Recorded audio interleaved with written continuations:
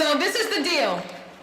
We have something that we're going to set at 6:30. We're going to actually go to City Hall steps and we're going to be taking a picture as a group, okay? So I really need the next few people who are going to be speaking to keep that in mind, okay? So that means there's 14 minutes before that happens, just so you know. Steve Malagodi is next. Come on up.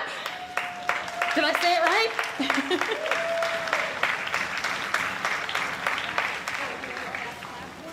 You got it pretty much absolutely right. I'm Steve Malagodi. I'm with 350 Mass. We're part of an international organization of people working to combat climate change in their local communities. If you want to find out more about what we do here in Lowell, see me later. We stand here with you tonight not just because we see the connection between racism and climate change. We see the blatant racism of a historic system that insulates and isolates people of privilege and power from the consequences of their actions, while at the same time poisoning whole communities as a direct result of those actions. We see those connections. But we stand with you tonight simply because we're moral human beings living in America, and we've had enough. Have you had enough?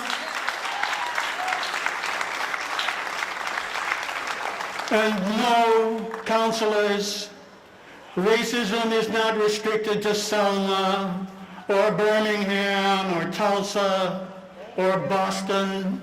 Racism is everywhere in America because racism is the history of America, coast to coast, north to south. And you can look right over there at that monument. And yes, Lowell sent the first 2 poor soldiers to die in the Civil War.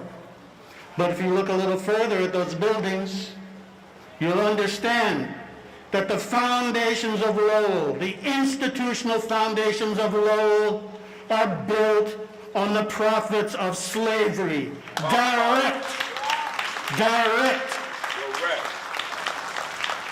From the cotton in the textiles to the gunpowder that kept the cotton coming. Come on.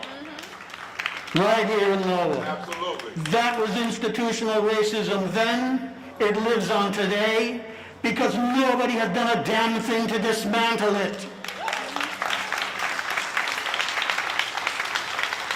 So the City Council must take direct action, not just in words, but in deeds, to dismantle and defund, where necessary, this historic system of racism in Lowell. Racism is a public health crisis, and it's been a public health crisis for 400 years. It's been bleeding and blistering for 400 years. It's the 21st century, and we've said we've had enough.